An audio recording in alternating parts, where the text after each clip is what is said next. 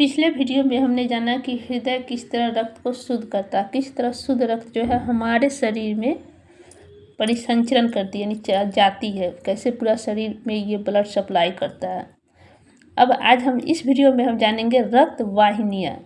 रक्त के परिसंचरण के लिए शरीर में 3 प्रकार की रक्त वाहिनियाँ होती है। कितने प्रकार की होती है? तो 3 प्रकार की रक्त वाहिनियाँ होती है। इसमें पहला आता है धमनी, जिसे हम धमनियाँ कहते हैं, रक्त कोशिकाएं तथा शिराएं। शिराएं को नस को शिराएं कहलाती है। धमनियाँ और शिराएं रक्त कोशिका के द्वारा जुड़ी रहती है। ये जो है पूरे शरीर में फैला होता है। ये ऐसा है जो कि पूरे शरीर में रहता है। धमनी और शिरा क्या होता है, हमारे पूरे शरीर में फैली रहती है, नस जैसा फैली रहती है, और यही हार्ट से शुद्ध रक्त को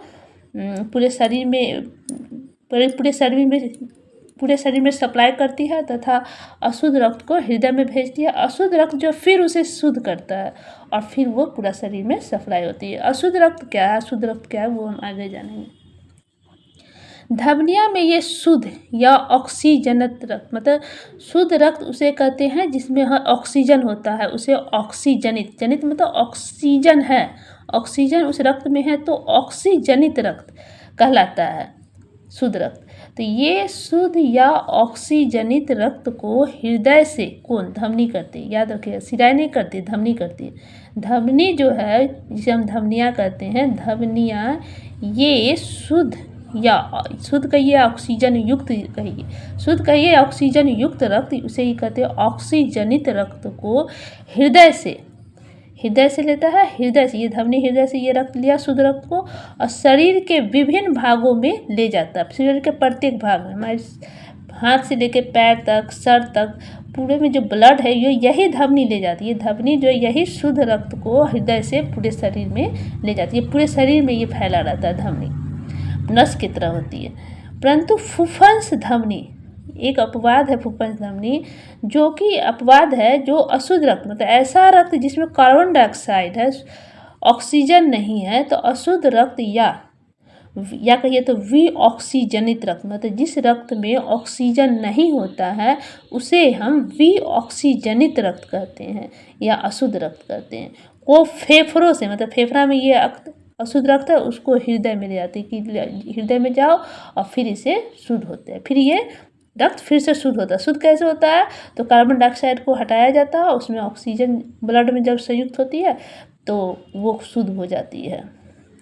मतलब जो ब्लड है वो ऑक्सीजन से संयुक्त करेगा, कार्बन डाइऑक्साइड जो है हट जाएगी तो वो शुद्ध हो जाएगी। कार्बन डाइऑक्साइड का निकलना, ऑक्सीजन का संयुक्त होना ही शुद्धिकरण होती है ब्लड की। उसके बाद सुनिए,